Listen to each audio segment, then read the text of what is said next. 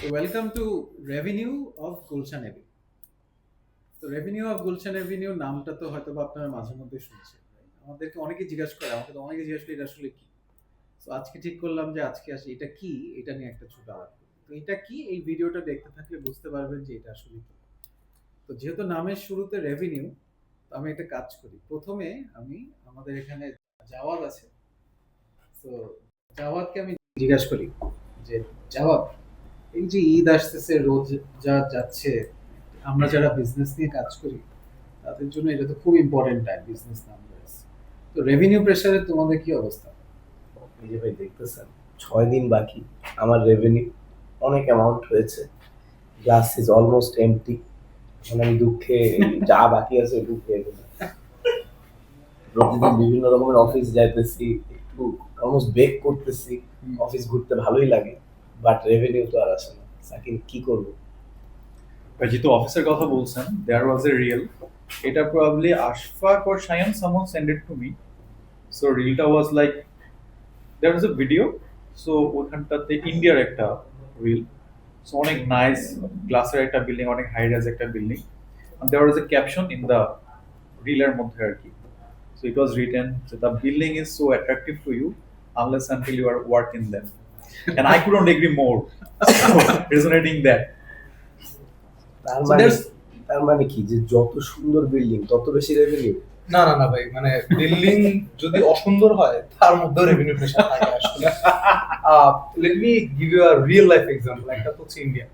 আমি একটা অফিসে একবার I went for a meeting and then আমি ওয়াশরুমে গেছি একটু ফ্রেশন আপ হইতে। যে দেখছি যে সাধারণত যেটা হয় যে আলিবাবার 40 চোরের মতো আমার সামনে দুইটা আসলে দরজা, একটা মতো লেখা এক্সিকিউটিভ ডিরেক্টর, ওয়াশরুমে একটা দরজায় লেখা এমপ্লয়ি। এখন আমি অনেকক্ষণ ধরে ভাবলাম যে আমি কোনটায় ঢুকবো। এরপর ফাইনালি আমি আসলে এক্সিকিউটিভ ডিরেক্টর দরজাটা দিয়ে ঢুকলাম।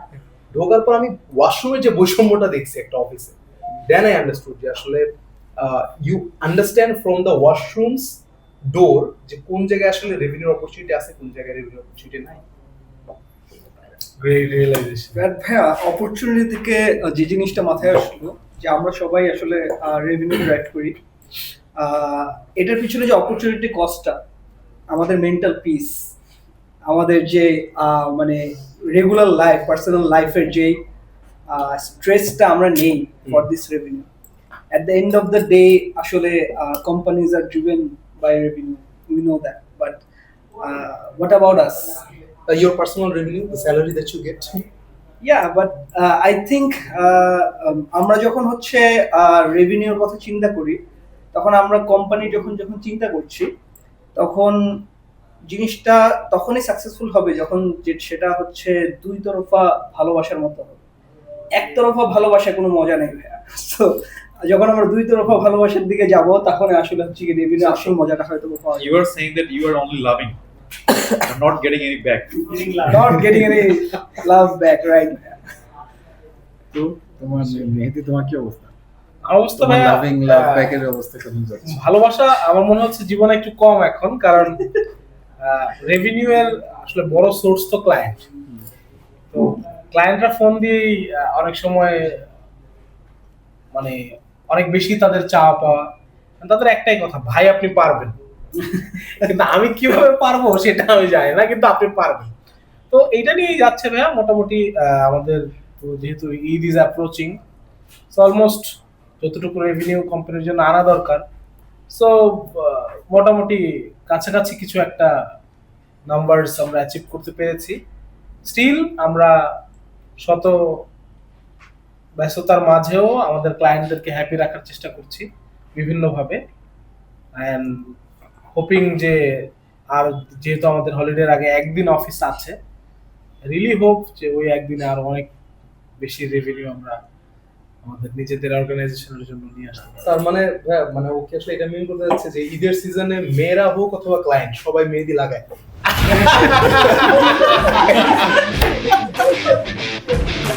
সো হ্যাঁ, আরে সাকিব কই ছিল তুমি এতক্ষণ? আসো তাড়াতাড়ি। হ্যাঁ, একটা ক্লায়েন্ট কলে ছিলাম। আরে তুমি তো সব মিস করে ফেললা। কেন ভাই, কি মিস করলেন? আরে revenue target. Oh my god. This is the peak season of the year, যে সময় আমাদের সবচেয়ে বেশি রেভিনিউ হয়, and we have to work 24/7. Still, client expectation match হয় না. And major thing is company is expecting more. So quarter on quarter growth. এর পাশাপাশি গত বছরের সাথে এই বছরের growth. Cliented expectation and সবার লাস্ট হইতেছে cliented work delivery. So it is messing up my work-life balance. Right? But তোমার রেভিনিউ টার্গেট মিট হচ্ছে? Revenue target is achieving, but company is thinking that we can achieve more. So this is always high compared to our delivery. তো তোমার কি অবস্থা শায়ন, তুমি কি করতেছো? এই তো তোমাদের রেভিনিউ ক্লায়েন্ট কেমন যাচ্ছে? যাচ্ছে ভাই, রেভিনিউ আসতেছে, এইটাই তো পিক সিজন তো আসতেছে, আর আমারও লাইফ কাটতেছে মেট্রো রেলে, যেহেতু ক্লাস্টার হচ্ছে মতিঝিল। হ্যাঁ। তো অফিস থেকে মেট্রো রেলে উঠে মতিঝিল যাই, ক্লায়েন্টের কাছে দৌড়াই, দেন কিছু দেন, আবার দুপুরের মধ্যে আসি, লাঞ্চ করি, আবার এরপরে বার হই, দেন কিছু দেন, তো এইভাবেই যাচ্ছে। তো এটা যেহেতু ঈদ সিজন, তো সবসময় তো একটা স্টেডি একটা ফরম্যাটে আগায়, তো এই সিজনটা আসলে না ধরতে পারলে দেখা যায় যে একটা গ্যাপ পড়ে যায়। তো আসলে এখন যদি না ধরি, প্লাস নেক্সট 2 মান্থ আসলে এই গ্যাপটা একটু বড় হয়ে যাবে, বিকজ এই ইয়ারের লাস্ট 6 মান্থে আসলে there is no big events, so we have to work hard in first half of this year. So you can say যে বছরের সবচেয়ে বড় সিজনটা হচ্ছে এখন। আমরা যদি এই সময় কাজ না করি তাহলে আমাদের সারা বছরের টার্গেট মনে রাখছি। one more thing. তুমি রামাদান মান্থের লাঞ্চ করো কেন? That's a good question. না ভাই, মানে আগে মানে লাঞ্চ করতেই দিত পারে, তো সমস্যা ওইটা নাই। আসলে মাথায় এসে পড়ছে না, যে না, লাঞ্চ করতে হবে। কিন্তু আচ্ছা, তুমি যেহেতু মেট্রো রেলের কথা বললা, কদিন আগে শুনছো যে মেট্রো রেল বলে ফ্রিতে চলতে দিচ্ছে, উঠছিল ওইটা? না ভাইয়া, আনফরচুনেটলি ওই ওই টাইমটা দিনটা ছিল না। ছিল না। ওই রেভিনিউ টার্গেট ছিল না। বাট এইটা কিন্তু খুব ভালো একটা স্ট্র্যাটেজিক কল হয়েছে। এই গল্পটা জানো কি হয়েছে এখানে? না ভাই। যে ওই দিন যে তোমার মানে মেট্রো রেলের কিছু এমপ্লয়িরা হচ্ছে স্ট্রাইক করছিল ডিমান্ডের জন্য। সো ডেফিনেটলি ওই ডিমান্ড যদি স্ট্রাইক তো করছে, মানে তো মেট্রো রেল বন্ধ থাকলে তো অনেক চ্যালেঞ্জ হতো। সো তখন যেটা করছে ওরা হচ্ছে ওই মানে মজার বিষয় হচ্ছে স্ট্রাইক যারা করছে অপারেটররা করছে, মানে যারা এখানে ওখানে কাজ করতেছিল, কিন্তু যারা ড্রাইভার ছিল এরা আবার করে না। সো ম্যানেজমেন্টরা খুব ভালো কাজ করছে যে ওরা হচ্ছে মেট্রোটা ফ্রিতে মানে ছেড়ে দিছে। তাতে যেটা সুবিধা হয়েছে যে যেই পাবলিক যে অ্যাঙ্গার হওয়ার কথা ছিল এটা কিন্তু হয় না। সো মানে আমার কাছে মনে হয়েছে খুব মানে এটা দেখে মনে হয়েছে যে এটার পিছে মানে এরকম কর্পোরেট কাজ করে বুদ্ধি বলা মানুষজন মনে হয় থাকছে, কারণ এটা তো নর্মালি এরকম কাজকর্ম দেখা যায় না। তাহলে ভাই, So, আপনি কি সাজেস্ট করতেছেন যে আমরা মাঝে মাঝে ওয়ার্ক অর্ডার ছাড়া ক্লায়েন্টরে কাজ দিয়ে দিই? আর আমরা স্ট্রাইক করব। সো হ্যাঁ, সো এইখানেই কাহিনীটা। So, এমন এক পেশা আছে ভাই, স্ট্রাইকও করতে পারছি না। না স্ট্রাইক তো করবা না, কাহিনীটা তো এখানে। না, আমি লেভেল লো পড়ছি, 49 জন শ্রমিক হওয়া লাগে আর কি, মানে Strike করতে হলে। To form employ union, I might be wrong as well, but 49 জনের তো কম তোমার টিমে। বাট আমি একটা কথা শুনি যে প্রতি বছর আমাদের যখন কোয়ার্টারলি টার্গেট দেয়, বলা হয় যদি আমরা কিছু না করি, কোনো অ্যাক্টিভেশন না করি, কোনো পিচ না করি, কোনো কেস স্টাডি না ডেভেলপ হয়, বা কোনো স্ট্র্যাটেজিক্যাল সাপোর্ট না দেই, revenue number will be achieving as same as previous quarter. Do you believe on it? না, সো এখানেই বিষয়টা এটা হয় কি, যখন আমরা কোয়ার্টার টু কোয়ার্টার চিন্তা করি তখন আসলে ইটস ডিফারেন্ট। তোমার সবসময় মাথায় রাখতে হবে যে রেভিনিউ, যেটা আসলে অনেক প্রবলেম হয় যে দেখা যায় কি রেভিনিউ না দুই ভাবে চিন্তা করতে হয়।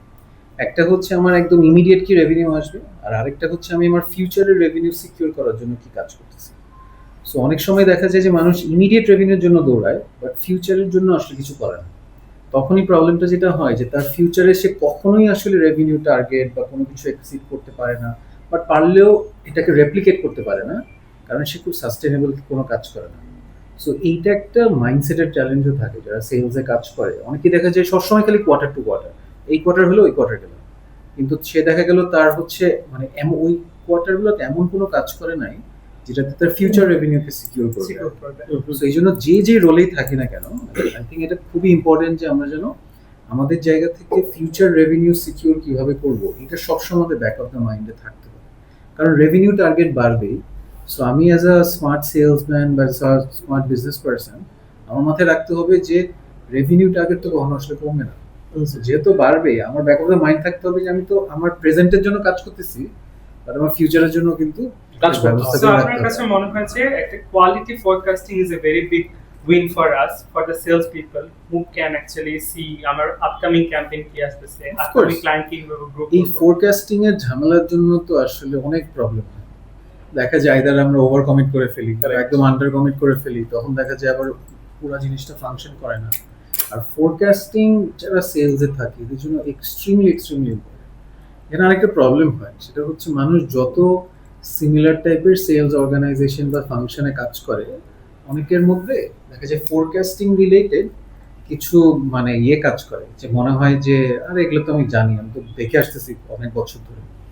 তো বা ইয়ারলি হ্যাঁ, তখন দেখা যায় মানুষের মধ্যে একটা ওভার কনফিডেন্স কাজ করে, মনে হয় আমি জানি কত হবে, তো এটাই হবে। দেখা যায় অনেক বছর ধরে কাজ করে আমি ধরে নিছি এটাই হবে। বাট ঠান্ডা মধ্যে চিন্তা করে দেখো, গত 4-5 বছরে আমি যে বাংলাদেশের পার্সপেক্টিভে চিন্তা করি, আমাদের কিন্তু দুইটা মেজর ঘটনা ঘটছে, যেটা কিন্তু আমাদের যারা সেলসে আমরা কাজ করি তাদের কিন্তু পুরো মানে সবার জন্যই হয়েছে, বাট যারা সেলসে কাজ করি তাদের জন্য খুব সিভিয়ার লেভেলে হয়েছে। একটা হচ্ছে যখন কোভিড হয়েছে, তখন it was like every calculation, every experience, nothing matter. Second হচ্ছে গত বছর যে বাংলাদেশে যে ইয়েটা হলো, যে চেঞ্জটা হলো, এটাও কিন্তু নো ওয়ান প্রেডিক্টেড, কেউ কিছু ধরতেই পারেন এরকম অনেক কিছু হতে পারে, এটার ইম্প্যাক্টটা কি হবে। সো এইগুলোর জন্য না সবসময় মাথায় রাখার বিষয় আছে যে আসলে আমরা যারা সেলসে কাজ করতেছি, সিনিয়র হই জুনিয়র হই যেটাই হই না কেন, উই ক্যানট বিকাম কমপ্লেসেন্ট যে এইটা আমি জানি, এই ইন্ডাস্ট্রিতে আমি সবসময় সব কিছু বেঁচে ফেলছি। আমার কাছে যদি বেচাটা খুব সিম্পল হয়ে যায়, তার মানে বুঝতে হবে যে আমি আসলে then I am not operating at my maximum, তার মানে আমি খুব বিলো দ্য লাইন আসলে কাজ করতেছি। সো আমি একটা এক্সাম্পল দিই। হ্যাঁ, তো এই জিনিসটা আমার অনেক মনে হতো। তো একটা টাইমে অনেকে ইন্টারভিউ নিলে লোকজন বলতো কি যে হচ্ছে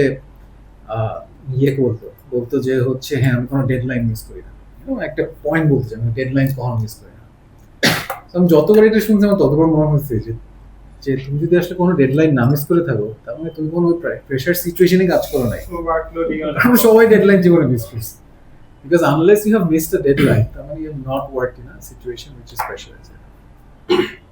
So I think এই জিনিসগুলো very important to always keep at the back of your mind. একটু হাম্বল থাকার বিষয়টা খুব ইম্পর্টেন্ট, কারণ দেখা যায় এই কোয়ার্টারে হয়তো বা একজন অনেক সেলস রেভিনিউ মিট করে ফেলছে, মনে হচ্ছে যে আমি তো ফাটাই ফেলছি, পরে ধরো 2 কোয়ার্টার পরে সে খুব ঝামেলায় আছে। সো সেলস এর রোলটা আবার খুব ধাপ করে রিয়েলিটিতে টান দিয়ে নিয়ে আসে। রিসেন্টলি মানে আমার একটা এক্সপিরিয়েন্স হয়েছে ভাই সিমিলার, যেমন মানে বেশ কিছু বছর ধরে সেলসে থাকার কারণে মানে একটা টিমের সাথে এমন একটা সম্পর্ক হয়ে গেছে যে ওই টিমের সবাইকে আমি চিনি, আমার বেশ ভালো রেভিনিউ আসতেছে। হঠাৎ করে ওই টিমের কিছু টিম মেম্বার তারা সুইচ করে গেছে, অন্য কোথাও চলে গেছে, সেখানে নতুন কিছু মানুষজন এসেছে। তখন দেখা যায় ওই টিম থেকে ইনাফ রেভিনিউ আসতেছে না, বিকজ আমরা যারা অ্যাডভার্টাইজিং এ কাজ করি তাদের দেখা যায় মোস্ট অফ দ্য সেলসই রিলেশনশিপ সেলস। তো তখন যেটা করতে হয় ওই নতুন মেম্বারদের সাথে নতুন করে সম্পর্ক করা, তাদেরকে ওই নার্চার করা, তাদেরকে ওই ভ্যালু গুলো বোঝানো, বা আমি অ্যাডিশনালি কি ভ্যালু অ্যাড করছি তাদের লাইফে বা তাদের কাজে, সেটা বুঝিয়ে ক্যাম্পেইন নিয়ে আসা। সো ওই আপনি যেটা বললেন যে হাম্বল থাকা এবং নিজের যে ইউএসপিটা আছে সেটা ওই অপোজিট যে পার্টনার আছে তাকে বোঝানো, this is very important in sales. আমার কাছে একটা জিনিস মনে হয় যে the moment and this is just based on my experience, the moment we stop selling and rather trying to understand the person in front of me sitting, তার আসলে প্রবলেমটা কি, আমার মনে হয় that gives us long term result rather than, because আমি যদি একটা মানুষের সাথে কথা বলতে চাই, আমার মাইন্ডটা যদি ওপেন থাকে, মানে পুটিং বিহাইন্ড দ্য ফ্যাক্ট যে আমার একটা জিনিস বেচতে হবে, তাহলে মনে হচ্ছে আমি মানুষের সাথে বেশি কানেক্ট করতে পারি। নাহলে আমার মাথায় সবসময় থাকবে আচ্ছা এই জিনিসটা আসলে দেখা উচিত, এই জিনিসটা না। It's just that now as we are hanging out, আমরা কথা বলতেছি and we are very open man, right? ওই পার্সপেক্টিভে যদি আমার মনে হয় কানেকশন ইজ দ্য কি, ওই মাইন্ডসেট আমরা থাকি, তাইলে মনে হয় it goes a long way. তখন কোয়ার্টার অন কোয়ার্টার গ্রোথটা আসে না, আলটিমেটলি ইয়ার শেষে দেখা যায় you are in the profit. So ভাই আপনি কি বলতেছেন যে রিলেশনশিপ সেলস এর চেয়ে বেটার সলিউশন সেল করা, and also you if you cannot provide something that you cannot commit to your customer, you can also say no. That is also your thinking. Yes, definitely. I would say you should not say no. Rather, you find another place or another person who can give the solution. Even that creates a good gesture. আমি আমার একটা recent experience থেকে যদি বলি, if I don't have the capability to deliver certain objective of a client, I do believe that saying no is a way to win my other blocks যেগুলোতে আমি আসলে win করতে পারবো। মেবি একটা একটা একটা জায়গায় আমি ব্লক হয়ে যাচ্ছি for achieving for certain objective, but if my strength is for another things that I can achieve for my client, that I also say yes. So saying no for certain thing also gives you opportunity to gain some other blocks of your client. হ্যাঁ, So I এখানে definitely see that. এখানে আপনারা আমি open question for everyone আর কি, যেমন সাকিব যেটা বললো যে saying no is sometime is good for you and your organisation. তো আমি খেয়াল করে দেখেছি কিছু কিছু সময় ক্লায়েন্টদেরকে না করলে অনেক সময় ক্লায়েন্টরা মনোক্ষুণ্ণ হয়, মন খারাপ করে। সো এই সিচুয়েশনটা ট্যাকেল কিভাবে করা যায় আপনারা কি মনে করেন? আচ্ছা, এখানে করি, আমি কাউসারকে জিজ্ঞেস করি। সো কাউসার তো অনেকগুলো বিজনেস ডেভেলপমেন্টের কাজ করছে, ক্লায়েন্ট লক করছে। সো এরকম না বলা সিচুয়েশন ফেস করছো তুমি কিরকম? না বলা আসলে সিচুয়েশনটাতে ভাইয়া অনেক স্ট্র্যাটেজিক হতে হয়। অনেক স্ট্র্যাটেজিক বলতে আমরা ডিরেক্টলি ক্লায়েন্টকে কখনোই না বলি না এরকম একটা মাইন্ডসেটে থাকি, অথবা না বলতে পারবো না এরকম একটা মাইন্ডসেটে থাকি, যে ট্যাবু বলা যায়। বাট আমাদের আসলে না বলাটা অনেক স্ট্র্যাটেজিক্যালি করা যায়, ওই সিচুয়েশনটাকে ট্যাকল করা যায়। সো প্রথমে আমরা যখন আন্ডারস্ট্যান্ড করা ট্রাই করি ক্লায়েন্ট আসলে কোন জায়গা থেকে আসতেছে, রিকোয়ারমেন্টটা কি। সো ক্লায়েন্টের যখন রিকোয়ারমেন্টটা আমরা বোঝার চেষ্টা করি তখন তখন কিন্তু ওর পেইন পয়েন্টটাকে অ্যাড্রেস করা হয় এবং ওর শুজে স্ট্যান্ড করা হয়, এবং তখন আসলে আমরা বুঝি যে আসলে না, ওর রিকোয়ারমেন্ট অনেক ভ্যালিড এবং ওর হয়তো অনেক আর্লি জিনিসটা লাগতেছে, অথবা এই মুহূর্তেই জিনিসটা ডেলিভারি দরকার। সো তখন এই স্লোলি আমরা আসলে ওনাকে যখন আমরা এমপ্যাথি দিয়ে জিনিসটা বুঝাই যে না আসলে এই জিনিসটা এইভাবে দেওয়া পসিবল, এই সময় না এই সময় দেওয়া পসিবল, তখন সে কিন্তু আমরা মোস্ট অফ দ্য টাইম দেখছি যে না বুঝতে পারে। So বাট এমপ্যাথি দিয়ে বুঝালাম, খুবই ভালো কথা।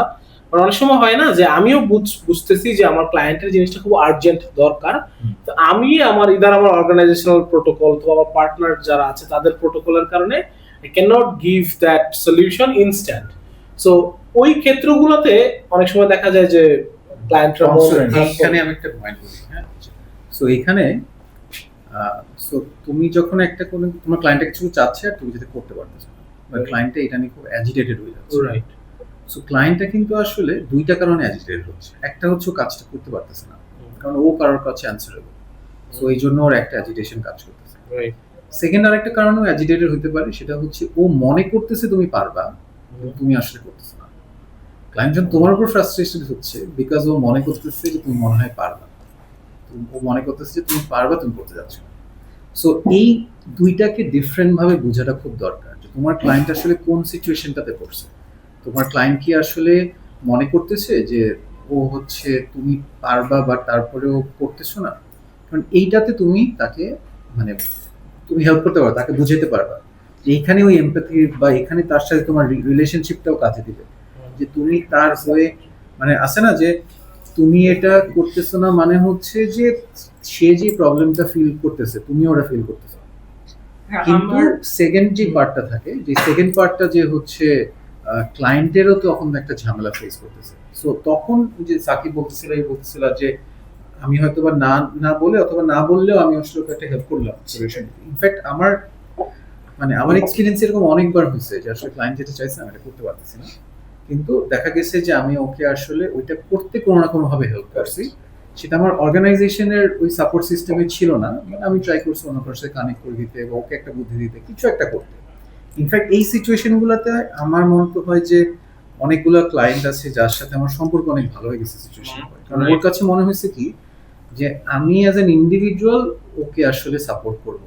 সো তখন যেটা হয়েছে যে ও দেখা যাচ্ছে যে অন্য অনেক কিছু যেটা আসলে আমার সাথে রিলেভেন্ট হনো আমাকে সাপোর্ট দিচ্ছে, বা আমি তখন দেখা যায় আমি যখন কিছু নিয়ে যাই ওদের তখন খুব ওপেন হয়ে যায়, বলে হ্যাঁ আচ্ছা ঠিক আছে আমি একটু শুনি অ্যাটলিস্ট, আমি ট্রাই করি আমার এন্ড থেকে। সো ভাই আপনি কি এটা বলতে চাচ্ছেন আপনি তার জন্য একজন ট্রাস্টেড অ্যাডভাইজার হয়ে গিয়েছেন compare to being a sales person? ভাই এখানে absolutely I think this is a very so আমার কাছে মনে হয় যখন আমি একটা ক্লায়েন্টের ওভারঅল বিজনেস অবজেক্টিভ জানবো, ক্লায়েন্টের কারেন্ট সিচুয়েশন জানবো, ক্লায়েন্টের কারেন্ট ক্যাম্পেইন অবজেক্টিভ জানবো, আপকামিং ক্যাম্পেইন অবজেক্টিভ জানবো, ওভারঅল অ্যাজ এ কোম্পানির আমি একটা অ্যানালাইসিস করে দেন হচ্ছে ক্লায়েন্টের কারেন্ট যে ক্যাম্পেইনটাতে আছে এখানে যদি আমার প্রোডাক্ট রেলেভেন্ট হয় মেবি আমি আমার প্রোডাক্টকে পিচ করবো বা আমার প্রোডাক্টকে রাখতে বলবো।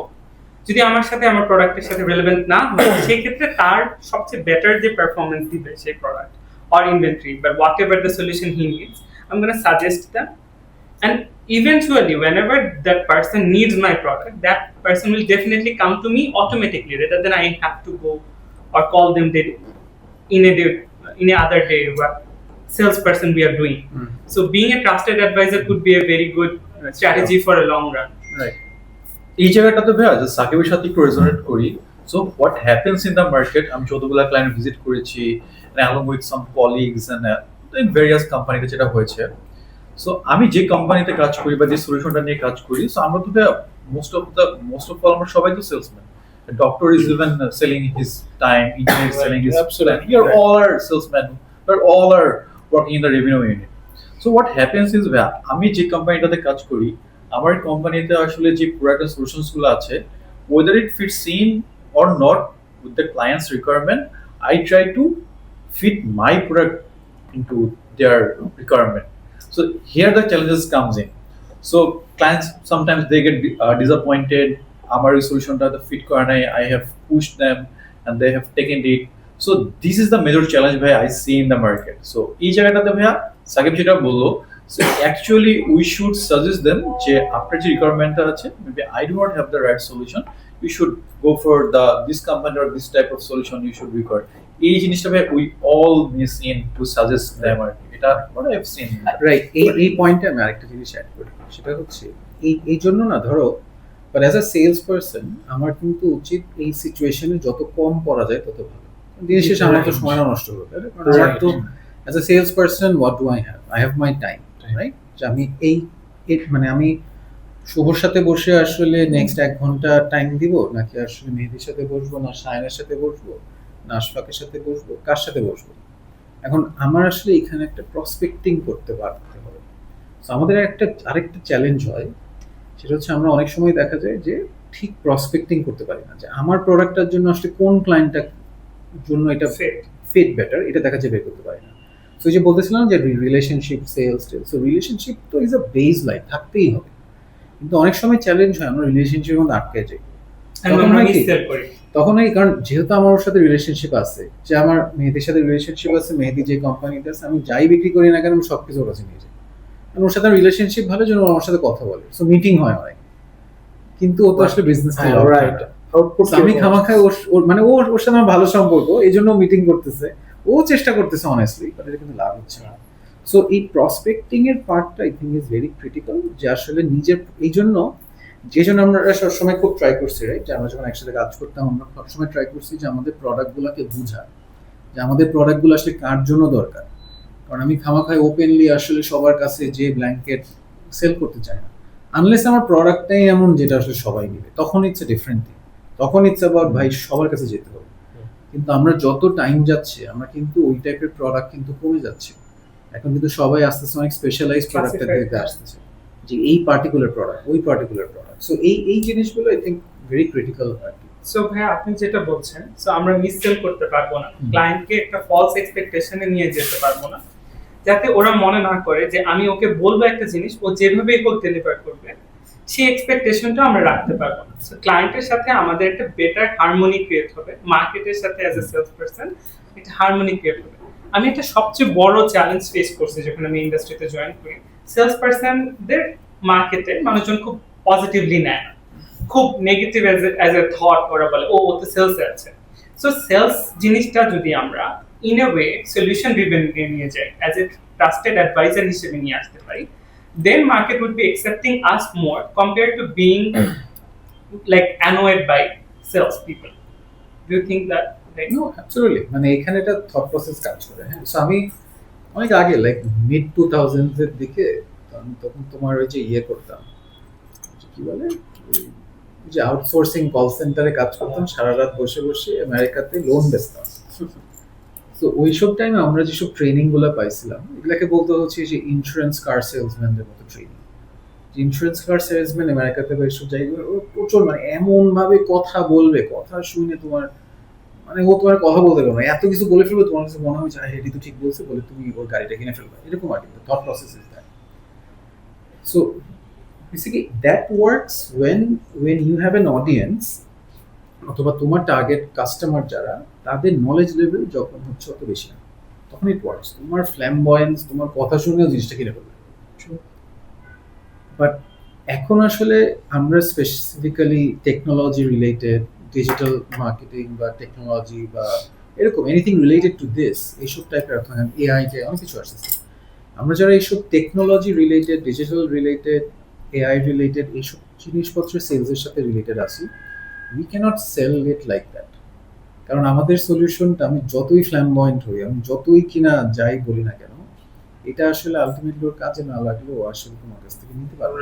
বাট ফার্স্ট ভাই এখানে তো কোয়েশ্চেনটা আসছে, আমাদের মার্কেট কি রেডি ফর সলিউশন? তারা কি বুঝে সলিউশন কি, নাকি বল ভাই 5 টাকার মধ্যে যা হয় দিয়ে দেন, মানে আর দে এটা ট্রু, এটা ট্রু।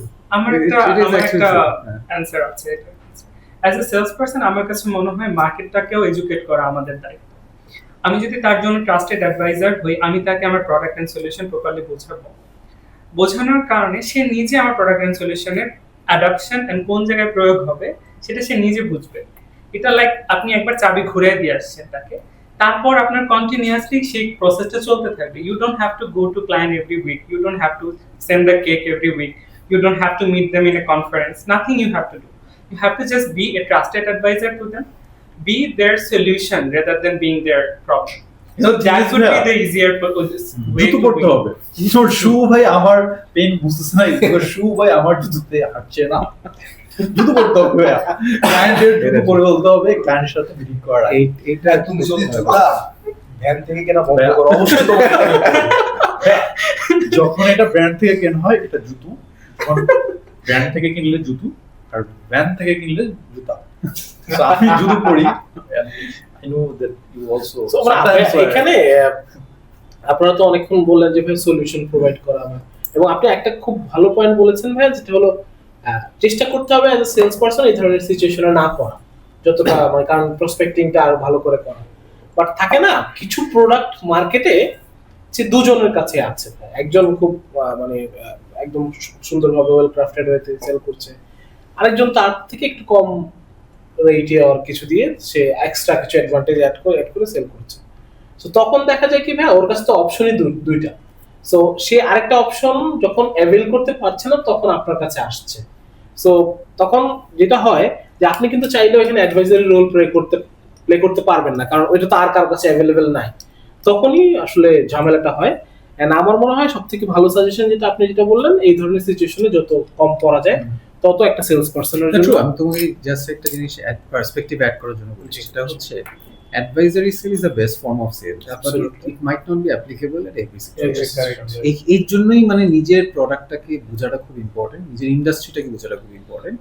সো এইগুলা যতক্ষণ বুঝতে পারবো তখনই আসলে এফর্টটা প্রপার হবে। কিন্তু এন্ড অলসো জাওয়াদ ভাই যেটা বললো যে আমাদের মার্কেট কি স্টিল রেডি কিনা, কারণ আমাদের মার্কেটে অনেক ক্ষেত্রেই দেখা যায় আমরা যখন মার্কেটে যাই উই ফেস সাম সিচুয়েশনস যেখানে বলা হয় যে আমার কাছে এই বাজেটই আছে, এটার মধ্যে কি ফিটিং হয়, হয়তো সে নিজেও জানে না যে তার জন্য এই সলিউশনটাই বেস্ট।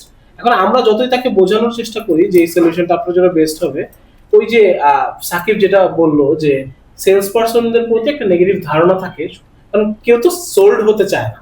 তো তখন দেখা যায় তারা এই সলিউশনটা ভালো হলেও নিতে চায় না, ওই যে ভাই আমাকে একটা প্যাকেজ বানায় দেন এই টাকার মধ্যে আমি এই জিনিসটা চাই। এখান থেকে আমাদের মার্কেটকে যে আমাদের নিজেদেরকে এডুকেট করাটা খুব ইম্পর্টেন্ট, জানানো, তাদেরকে বোঝানো। আরেকটা জায়গা যেমন আমার ভাইয়া সবসময় I prefer not to use the word client, rather I call them as partner. আমি পার্টনার সবসময় বলি partner, because I have been on the both side. ভাইয়াও ছিলেন, I have been on the client side, I have been on the service side. আমার কাছে মনে হয় যখনই আমরা একটা মানুষকে ওই টিপিক্যাল ক্লায়েন্ট মোডে ভাবি না, তখনই না একটা ব্যাপার আসে যে দেওয়া কোনোভাবে দিয়ে জাস্ট গুছিয়ে দেওয়ার একটা ব্যাপার চলে আসে। If the relationship is more on a partnership level, তখন মনে হয় যে how can I make his life or her life easy, so that ওই ভ্যালু ক্রিয়েশনের জায়গাটা হয় যাতে সে আমাকে পরে ভ্যালুটা দিতে পারে। আর নায়ের ক্ষেত্রে তো ডেফিনেটলি মানে client is not a girlfriend, we always can say no, ওই সুযোগ তো সবসময় থাকে। So it's better to say no and rather seek for other valuation অথবা আদার কোনো ভ্যালুয়েটেড সার্ভিস যেটা অন্য কেউ প্রোভাইড করতে পারে। আই থিঙ্ক সেই ক্ষেত্রে হয়তো জিনিসটা ইজি হয়। আই এগ্রি ভাইয়া। সো এই জায়গাটা ভাই যেটা কাজ করে আমরা যে উইনিং মাইন্ডসেটটা দেখে থাকতে পারি না। So if I give an example, আপনাকে দিয়েই বলি।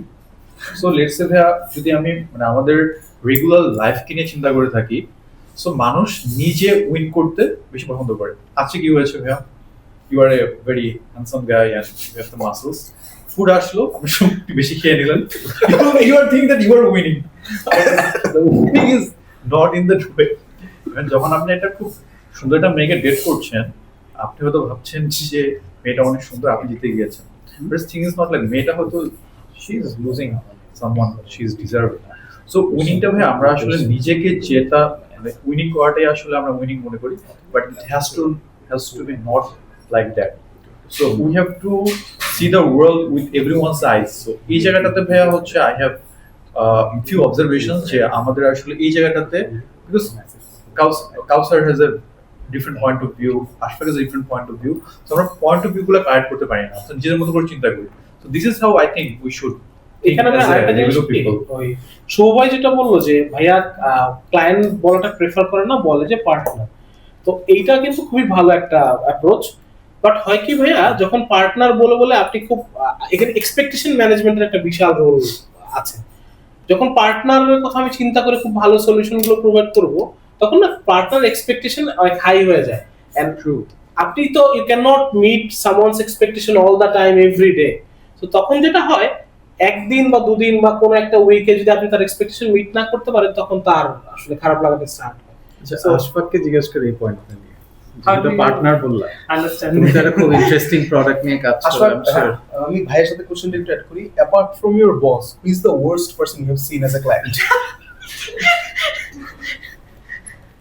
সো ভাই আসলে ক্লায়েন্ট কখনো ওর্স্ট হয় না, আসলে হিউম্যান বিইংটা আসলে ওর্স্ট হয়। So that could be in any situation. But আমি যেটা মনে করি যে ক্লায়েন্টের এক্সপেকটেশন থাকবেই। আমি অ্যাজ এ ক্লায়েন্ট যদি আমি থাকি, আমি যখন টাকা দিচ্ছি কোথাও, আমার সেই টাকার ভ্যালুটা জাস্টিফাই করা লাগবে। সো সেই পার্সপেক্টিভ থেকে ক্লায়েন্টের এক্সপেকটেশন আমাদের নিতে হবে, এবং আমরা জানি আমরা ডেফিনেটলি নেই। বাট আমাদের আসলে নিজেদের গ্রাউন্ডটা আগে সলিড করতে হবে, তখন আমরা আসলে হচ্ছে জোর গলা ক্লায়েন্টকে বলতে পারবো যে এটা আমি দিতে পারবো বা দিতে পারবো না, বা this will work for you or not work for you, something like that.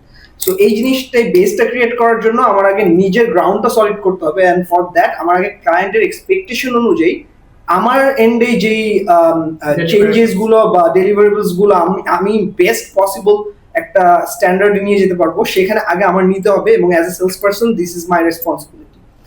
So সেখান থেকে আসলে ক্লায়েন্টের এক্সপেকটেশনটা পরে যদি এমন কিছু হয় যেটা আনরিয়েলিস্টিক, এবং সেটা হবে খুবই স্বাভাবিক, হ্যাঁ। সো সেটাই যদি হয় যে আনরিয়েলিস্টিক এক্সপেকটেশনস, সেক্ষেত্রে আমরা তখন জিনিসগুলো আসলে ট্যাকেল করবো কিভাবে, সেটা নিয়ে অলরেডি অনেক কথা হয়েছে। বাট আই থিঙ্ক এগুলো আসলে ট্যাকেল আসলে মানে এই সিচুয়েশন যদি আমি পড়েই যাই, সেক্ষেত্রে আসলে ক্লায়েন্টের সাথে আসলে ট্রান্সপারেন্ট কমিউনিকেশনটা খুবই ইম্পর্টেন্ট। কারণ মানে আমি এমন কোনো কমিটমেন্ট করতে চাই না যেটা হয়তো বা আমার ইন ফিউচার সে আমার ক্লায়েন্টেরও একটা হয়তো বা একটা কিছু রেসপন্সিবিলিটি আছে এবং কিছু হচ্ছে অ্যাকাউন্টেবিলিটি আছে, সেখানে আমার ক্লায়েন্টও যাতে কোনো হ্যাসেলে না পড়ে। তো সেই জিনিসগুলো আসলে আমাদের খেয়াল রাখা উচিত। Are you enjoying your workplace? Definitely why not ভাইয়া, মানে আসলে ওয়ার্ক প্লেস তো আসলে কোনো কিছুই না। ওয়ার্ক প্লেস আসলে হয় মানে সারাউন্ডিং এর যেসব মানুষজন আছে তাদের দিয়ে তো আসলে ওয়ার্ক প্লেসটা হয়। ওয়ার্ক প্লেস এর একটা পয়েন্ট, ওয়ার্ক প্লেস হচ্ছে ওই টাইপের, মানে আছে না যে মানে বলে না যে অন্যের বউ বেশি ভালো লাগে, ওয়ার্ক প্লেস হচ্ছে সবার জন্য এরকম, সবার কাছে মনে হয় যে আরেকজনের ওয়ার্ক প্লেস কোনো one more thing is that যেটা হয় যে আমরা অনেকেই ফ্রাস্ট্রেটেড হয়ে নিজের বউ পিটায় ভাইয়া, মানে এটা তো এটা একটা ভালো পয়েন্ট আর কি, নিজের মূল্যবান এই জায়গাটা যেটা হয়, সবাই আমরা ফ্রাস্ট্রেশনটা ছাড়ি আসলে কোম্পানির উপর, আসলে is the people if the line managers or bosses are good, then the workplace is good. So Absolutely. it's always the people where company is not bad or not good. Every It's always company is- the people you are working with. হ্যাঁ এটা সত্যি কথা আপনি যেটা বলছেন আমার কাছে মনে হয় you work with your manager and if you will never lose or left your company if your manager is supportive enough to with you so that you can continue your growth in আচ্ছা, the that's company. আমি থাকা অবস্থায় তোমার কে কে চাকরি ছাড়ছিল? হ্যাঁ এটা মানে আমি So, আমার টিম থেকে কে কে চাকরি আমি ছাড়ছিল? অ্যাজ এ পার্সপেক্টিভ যদি বলি আমি আপনাকে ছেড়েছি আমি আপনাকে পেয়েছি so this is the journey of life of course better opportunity better place of course matter করে বাট কেউ ইচ্ছা করে মানে কোম্পানি ছেড়ে দেয় না যতক্ষণ না পর্যন্ত তার কোম্পানি তার জন্য টক্সিক হচ্ছে মানে হচ্ছে তুমি বলছিল অন্য জায়গায় যে দেখছো এটা তোমারই বউ। মানে এখানে আমি যে একটা মানে কোট আছে না যে কখনো কখনো কোথাও পৌঁছতে হলে কিছু কিছু জায়গা ছেড়ে আসতে হয় সো ওইরকম কিন্তু আসলে the person I am working with তার একটা বিশাল ইমপ্যাক্ট কিন্তু আমাদের মধ্যে রয়ে যায় আমি মনে করি ওই ইমপ্যাক্টের কারণে কিন্তু আজকে আমরা সবাই এক জায়গায় তুমি কিন্তু মানি লাভার। মানি লাভার everybody in this এই table না, না, এটা I think everybody in this table personal revenue বা you have to take care of your personal revenue গুলশানে থাকি, পার্সোনাল রেভিনিউ খারাপ হলে হবে। এক্স্যাক্টলি সো ভাই আপনি যেটা এতক্ষণ আমরা ডিসকাস করলাম একটা পয়েন্টে আমি আসলে অ্যালাইন করতে চাই যেটা হচ্ছে যে আমাদের as a seller or partner আমাদের ক্লায়েন্টকে একটা ফলস এক্সপেকটেশনে আনতে হবে না অন্যান্য sales person or sales people যেভাবে আসলে মিসসেল করছে বা তাদের ফলস এক্সপেকটেশনটা আনতেছে সেটাকে আমরা মানে tactically we have to say that we cannot do this but this is the benchmark that everyone is getting this is the level of support I can provide you as same as I'm providing you other clients that's what we can do and major challenge that is যেটা সাকিন ভাই বললো যে আমরা মনে করি যে আমরা মিসসেল করছি বা আমাদের কোম্পানির কোন একটা প্রোডাক্ট আমি জানি যে এটা ফিট হচ্ছে না তাও আমি মিসসেল করছি মেবি সেই ক্ষেত্রে আমরা প্রোডাক্টটা ডেভেলপমেন্টের ক্ষেত্রে বা আমার যে সলিউশনটা সেটাকে আমি বেটার কিভাবে করতে পারি সেখানেও কাজ করতে পারি লাইক আশফাক একটু আগে যে কথাটা বললো আমার ক্লায়েন্টকে আমি প্রপারলি প্রোডাক্ট ডেলিভারি করার টাইমে বা ইনভেন্টরি ডেলিভারি করার টাইমে maybe I have some lacking but still I am gonna support them in a certain way so that they can be happy এটা অবশ্যই একটা way being a salesperson but আমার কাছে মনে হয় প্রোডাক্টটাকেও বেটার করার জন্য আমাদের কাজ করতে হবে আমাদের কোম্পানির সাথে আমাদের ফাইট করতে হবে যে we need to work on this product we need to make this product to fit with my client so that I can pitch it and I can deliver and I can win the result rather than maintaining the relationship which could be toxic for long run because আমি মিসসেল করছি for long run যতদিনই আমার relationship ভালো থাকুক বা না থাকুক but আমার যদি প্রোডাক্টটাই যদি কাজ না করে it will not work for long run diet করতে হবে ডায়েট তো এই যে শায়ন তুমি যে প্রোডাক্ট সেল করো তো এটা মিস সেল করা বা এটা তো খুব ঝামেলা আছে নাকি নাকি?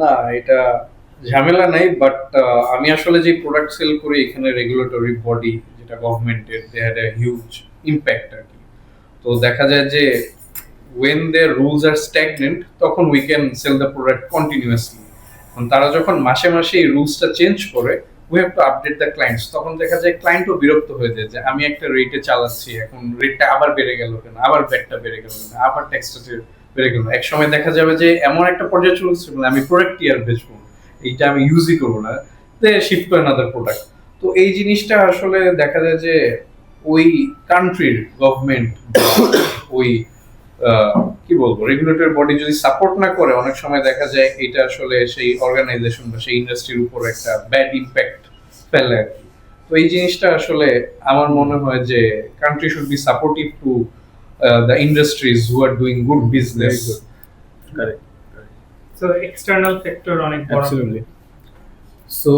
সো আজকে তো বেসিক্যালি আমাদের একটা আড্ডা ছিল আর কি সো রেভিনিউ অফ গুলশান এভিনিউর আড্ডা তো আজকে আমরা এই Gulshan of revenue of Gulshan avenue so revenue of Gulshan এভিনিউর আসলে যেটা একদম শুরুতে বললাম যে আসলে আজকে এটা কি এইটা নিয়ে আসলে একটু কনভারসেশন করবো সো রেভিনিউ অফ গুলশান এভিনিউর গল্পটা হচ্ছে এরকম যে আসলে আমরা যারা বাংলাদেশে বিজনেস সেলস এসব নিয়ে কাজ করি তারা স্পেসিফিক্যালি যারা কিনা টেকনোলজি ডিজিটাল অ্যাডভার্টাইজিং এআই এসব নিয়ে কাজ করি সো আমাদের সবারই দেখা যায় এই গুলশান এভিনিউ যে রাস্তাটা, এই রাস্তার মধ্যে আসলে চক্কর কাটা লাগে।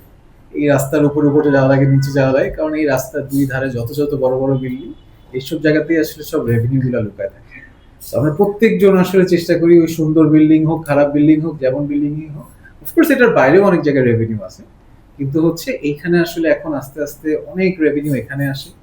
সো আমরা এই রাস্তায় দৌড়াই, আমরা অনেক রাস্তায় দৌড়াই, যেখানে পারি সেখানে দৌড়াই, কিন্তু এই দৌড়ানোটা কি আমরা সবাই একটু নিজেদের নলেজটা শেয়ার করতে পারি নাকি একজন একজনের সাথে, একজন একজনকে হেল্প করতে পারি নাকি, সো দ্যাট আমরা সবাই অ্যাজ আ টিম সেটা আমরা একসাথে কাজ করি না করি, যে যেখানে থাকি না কেন।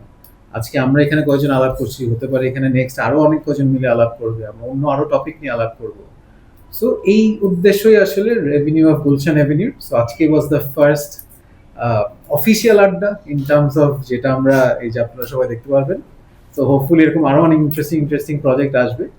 আর আমাদের সবার পক্ষ থেকে আই থিঙ্ক সামনে যেহেতু মানে রোজার মাস শেষ হয়ে যাচ্ছে, সামনে যেহেতু ঈদ আসতেছে, সো আই থিঙ্ক আমি সবাইকে রিকোয়েস্ট করবো জাস্ট একটা ঈদের এন্ডিং মেসেজ দিয়ে আই থিঙ্ক আজকের এপিসোডটা আমরা শেষ করতে পারি।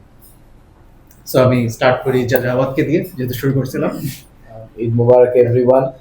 রেভিনিউ যেমনই হোক না কেন, হাসি থাকতে হবে মুখে, অনেক কষ্ট, অনেক বুকে অনেক কিছু থাকতে পারে, we have to smile whatever the revenue is. এবারে আমি শাহিনের কাছে যাই। ঈদ মোবারক টু অল। যদিও বাংলাদেশ ব্যাংক নতুন নোট ছাড়ে নাই, পুরো বিকাশে উই ক্যান ম্যানেজ এভরিওয়ানস সালাম। সাকিব বলো। সো ঈদ মোবারক টু এভরিওয়ান। আলহামদুলিল্লাহ এবছরের ঈদ আমাদের ভালো কাটতেছে, নেক্সট ইয়ারের ঈদটাও ভালো কাটবে, সামনের বছর আবার হবে। So revenue of Gulshan Avenue এর টিমের পক্ষ থেকে সবাইকে ঈদের অনেক অনেক বেশি শুভেচ্ছা। সবার ঈদ অনেক আনন্দে কাটুক, ভালো কাটুক, সবাই ভালো থাকবেন। এই জায়গাটাতে ভাই আমি আমার একদম ট্রু ফিলিংটা শেয়ার করি। সো ঈদ ডেটা ভাই আমার কাছে অনেক almost like a boring day যায়, is because just thinking one thing, যে সবাই হয়তো অনেক মজা করতেছে, I am doing less. So just calculative এই ডিসিশনটা আমাদের কাজ করে যে সবাই অনেক মজা করতেছে, I couldn't do more. So এটার জন্য ভাই আই ফিল যে আরো এক্সাইটিং কিছু করা যেত, but it is definitely is more happening and engaging and it's very আমাদের মুসলিমদের is a very great day to celebrate. So wishing everyone's in Very happy Eid Mubarak. এবার আশফাক। সবাইকে আসলে ঈদের শুভেচ্ছা। যেহেতু Gulshan revenue of Gulshan Avenue থেকে আমরা আজকে এই ডিসকাশনটা করলাম, সো একটা নর্মাল আড্ডা। আমি সবাইকে বলবো যে আমরা সারা বছর হয়তো বা এই ভাইয়া যেমন বললো এই গুলশান এভিনিউ দিয়ে আসা যাওয়া করছি, রেভিনিউ চেজ করার জন্য আমরা এখানে আসলে দৌড় উপর থাকি। সো আমরা এই সামনে কটা দিন হচ্ছে এই রাস্তাগুলোতে আসলে আমাদের পার্টনারদের সাথে, ক্লায়েন্টদের সাথে, কলিগদের সাথে আমরা আসলে একটু সবকিছু সব স্ট্রেস গুলো ভুলে আমরা একটা সুন্দর সময় কাটাই। এইটাই সবাইকে উইশিং ঈদ মুবারক, সবার ছুটি যাতে ভালো কাটে। যদি এই ভিডিওটা ঈদের আগে রিলিজ হয় তাহলে হচ্ছে সবাইকে ঈদ মুবারক, আর না হলে পবিত্র না, অগ্রিম নববর্ষের শুভেচ্ছা। আই হোপ এর আগে হয়তো রিলিজ হয়ে যাবে। মঙ্গল যাত্রা। না, টেকনিক্যাল ঝামেলা আছে। রেভিনিউ শোভাযাত্রা, রেভিনিউ শোভাযাত্রা, রাইট, রেভিনিউ শোভাযাত্রা।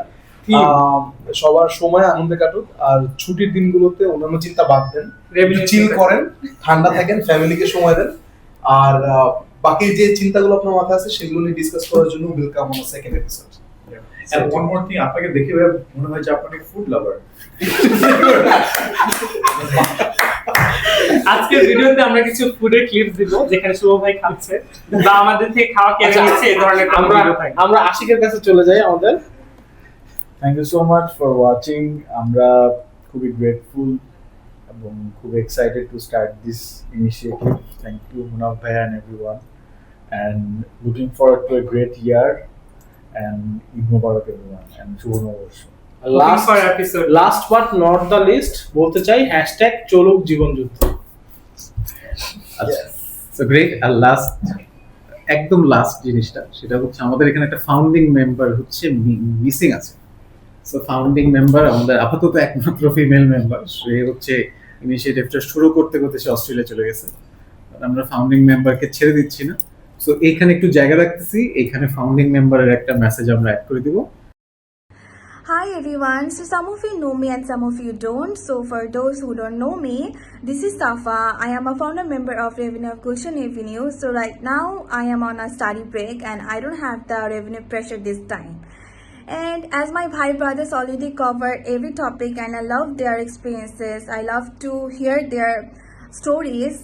I think one thing is missing is self branding and a good image in the market. So দেখা যায় যে আমরা সবাই সেম ক্লায়েন্টের কাছে সেম বিজনেসের জন্য সবাই দৌড়াচ্ছি. So what makes you difference is if you have a good relationship, if you have a like positive image, and if you have a good product knowledge. I think if you have those, no one can stop you from bringing the revenue. And thank you so much Munaf Bhai for this opportunity. I am glad to be in the video and thank you for remembering me. And yeah, Eid Mubarak everyone, and I hope you all have a blessed Eid. Thank you so much. Allah Hafiz. Founding মেম্বারের মেসেজটার শেষে সবাইকে ঈদ মোবারক বলে শেষ করতে যাচ্ছি। So revenue of Gulshan avenue টিমের পক্ষ থেকে ভালো করে ঈদের টাইমটা কাটান এবং come back and make sure যে হচ্ছে বাকি বছর আমরা রেভিনিউ দিয়ে সবাই সবার অর্গানাইজেশনকে অনেক ভালো অবস্থায় নিয়ে যাই। Thank you.